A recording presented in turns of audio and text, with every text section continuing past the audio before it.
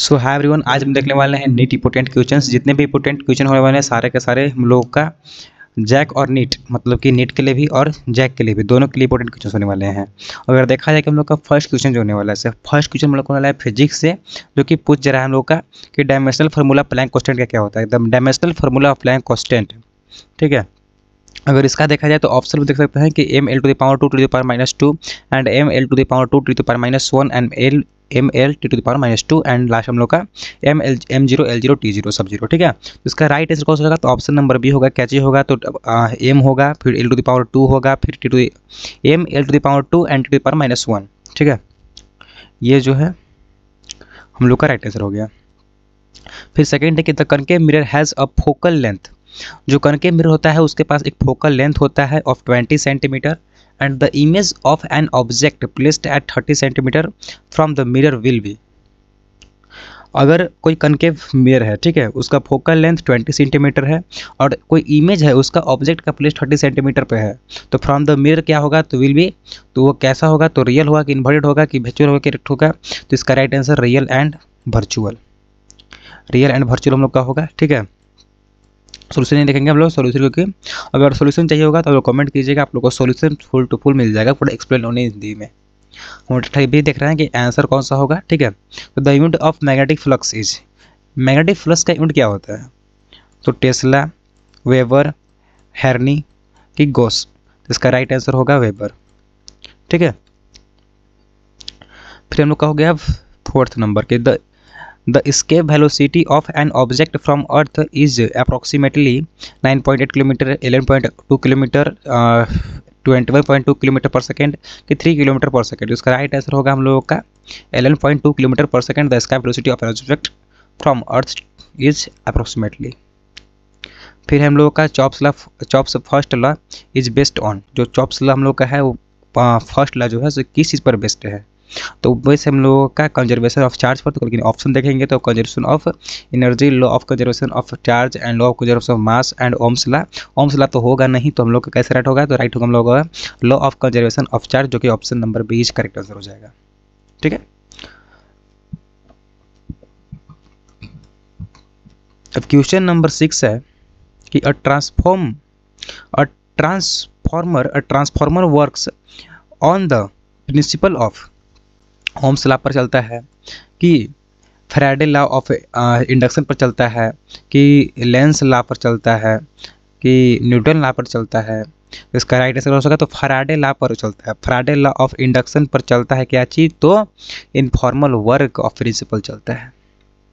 The velocity of a photon is given by, एक energy है, ठीक है, किसका? तो फोटोन का एनर्जी जो है सो गिवन होता है कहाँ पे?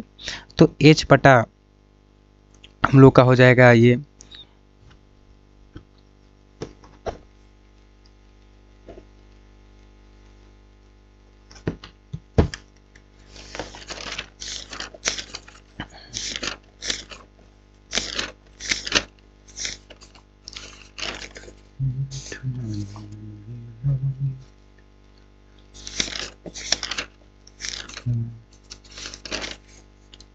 लैम्डा बोलते हैं उसको लगभग।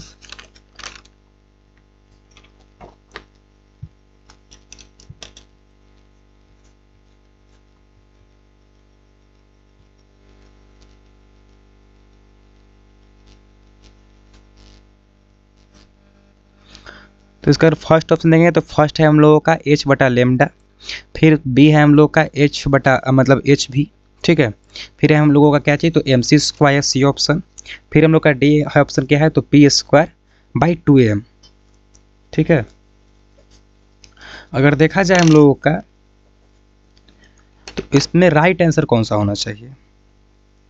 तो राइट आंसर अगर पता है तो कमेंट करेंगे और नहीं पता है तो इसका राइट आंसर हो जाएगा एच भी, ठीक है। अब फिर देखा जाए कि 8 नंबर जो क्वेश्चन है कि the minimum wavelength of X-ray produced is an X-ray tube is inversely जो है प्रोपोर्शनल होता है क्या चीज? तो minimum wavelength of X-ray produced in X-ray tube universally proportional to किसके? तो tube current, target material, acceleration, accelerating voltage, ठीक है, यहाँ पे एक्सेलरेटिंग, यहाँ पे जी है ये वाला, ये दोनों जी है ना। फिर हम लोग का लास्ट क्या था, जो टेम्परेचर ऑफ फिलामेंट। तो राइट आंसर हम लोग का कौन सा होगा, तो एक्सेलरेटिंग वोल्टेज हम लोग का राइट आंसर हो जाएगा, क्योंकि वो डिपेंड होता है, या मतलब बोल सकते हैं कि यूनिवर्सली प्रोपोर्शनल होता है एक्सरे प्रोड्यूस्ड एक्सरे ट्यूब पर। अब देखा जाए कि the photo electric effect is explained bye, जो फोटो इलेक्ट्रिक इफेक्ट होता है वो एक्सप्लेन हो रहा है किस चीज़ से, तो wave theory of light, quantum theory of light, एक इलेक्ट्रोमैग्नेटिक थ्योरी पर इफेक्ट होता है, एक्सप्लेन किया जा रहा है कि क्लासिकल मैकेनिज्म, मतलब कि क्लासिकल जो है, मतलब कि क्लासिक मैकेनिक्स पर। तो इसका अगर राइट आंसर देखा जाए तो राइट आंसर होगा ऑप्शन नंबर बी, जो कि है quantum theory of light. 10th number question है कि the half life of radioactive substance is 4 hour, after 12 hour the fraction if अनडी, मतलब कि अनडिसाइड्स सब्सटेंस विल बी 1/2, 1/4, 1/8, 1/16। तो इसका राइट आंसर 1/8, जो कि राइट आंसर हो जाएगा। अब देखा जाए कि केमिस्ट्री का एमसीक्यूज, केमिस्ट्री का एमसीक्यूज क्या है। टोटल हम लोग फिजिक्स में देखा 10 क्वेश्चन, 10 क्वेश्चन हम लोग का सॉल्यूशन में 2 क्वेश्चन था, तो सारे हम लोगों का थ्योरेटिकल क्वेश्चन थे, मतलब कि थ्योरेटिकल क्वेश्चन 2 थे ना, कि द जनरल इलेक्ट्रिक, मतलब कि कोई जनरल जो होता है, the general electronic configuration of lanthanide is, पूछ रहा है कि जनरल इलेक्ट्रॉनिक कॉन्फ़िगरेशन लैंथेनाइड का क्या होता है। तो इसका अगर राइट आंसर देखा जाए तो राइट आंसर ऑप्शन फर्स्ट ही हो जाएगा, ठीक है, क्योंकि जो एक्सी है हम लोग का, ठीक है, एक्सी तो हम लोग का नोबल गैस में आ गया, एआर भी नोबल गैस में आ गया, केआर भी नोबल गैस में आ गया, और फिर आरएन भी नोबल गैस में आ गया।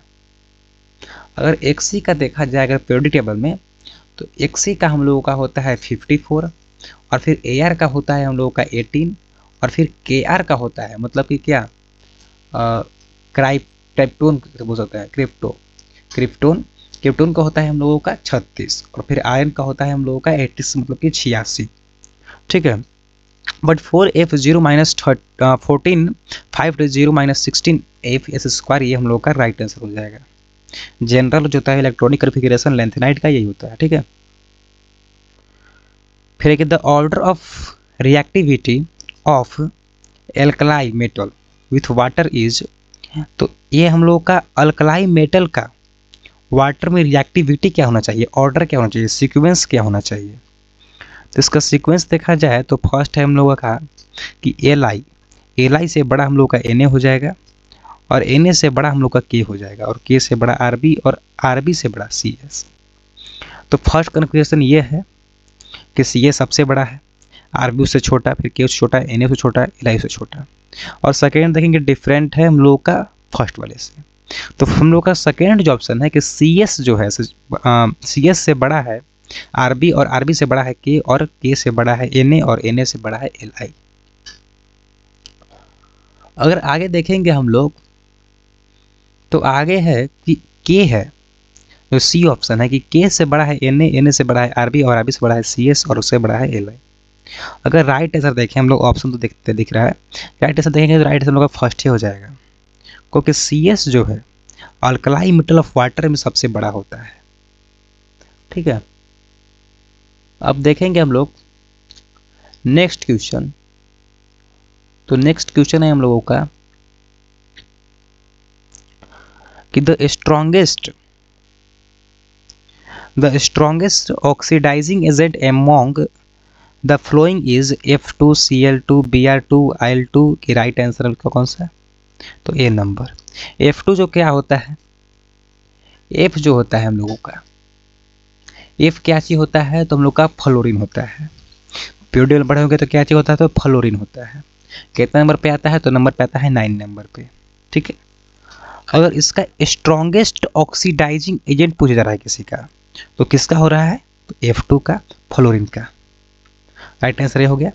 अब है 14 नंबर क्वेश्चन के the hybridisation of carbon in benzene. Hybridisation क्या चीज होता है कार्बन का, कार्बन क्या चीज होता है, तो कार्बन पीरियोडिक टेबल का 6 नंबर पे आता है।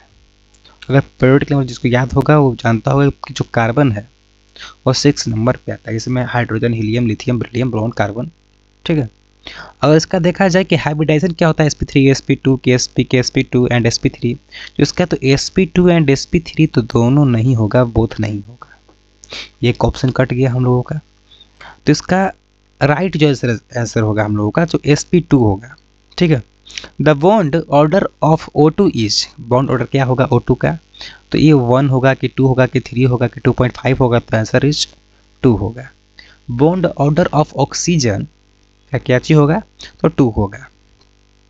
फिर the IUPAC name of CH3 का whole to the power 2 and C is equal to CH, CH2 CH3 is 2,3 dimethyl pent 2 ene. और फिर हम लोग का बी ऑप्शन है कि 3 मिथाइल पेंटेन 2 इन, और फिर सी ऑप्शन है कि 2 मिथाइल पेंट 2 इन, और डी ऑप्शन है कि 2,3 dimethyl 1 in.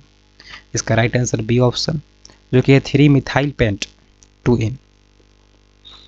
The oxidisation number of Cr in K2Cr2O7 is +3 +4 +5 +6, option number D जो कि हो जाएगा +6। ठीक है। फिर एक the correct order of acidic strength is, तो करेक्ट ऑर्डर जो होना चाहिए एसिडिक स्ट्रेंथ का वो हम लोग का होगा ऑप्शन नंबर है कि जो कि HClO, उससे बड़ा HClO2, HClO3, फिर HClO4। डायरेक्टली दिख रहा है हम लोग का कि एसिडिक स्ट्रेंथ में बढ़ रहा है। फिर है कि the monomer of natural rubber is isopropane, न्यूरोप्रोपेन, स्टाइरिन की vinyl chloride. Right answer is isopropane. Isopropane जो है से मोनोमर ऑफ नेचुरल रॉबर है।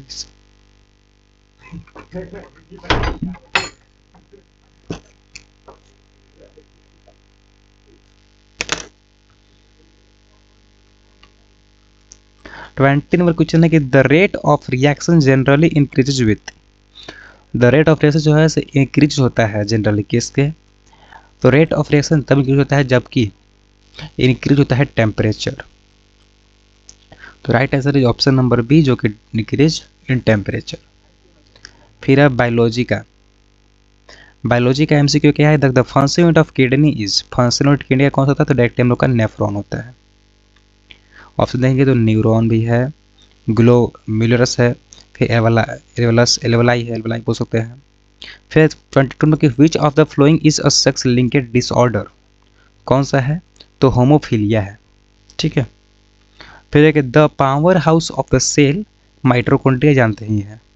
विच the following example of symbiotic nitrogen fixer, तो इसका अगर देखा जाए तो राइट आंसर हम लोग का हो जाएगा ऑप्शन नंबर है जो कि राइबोसोम।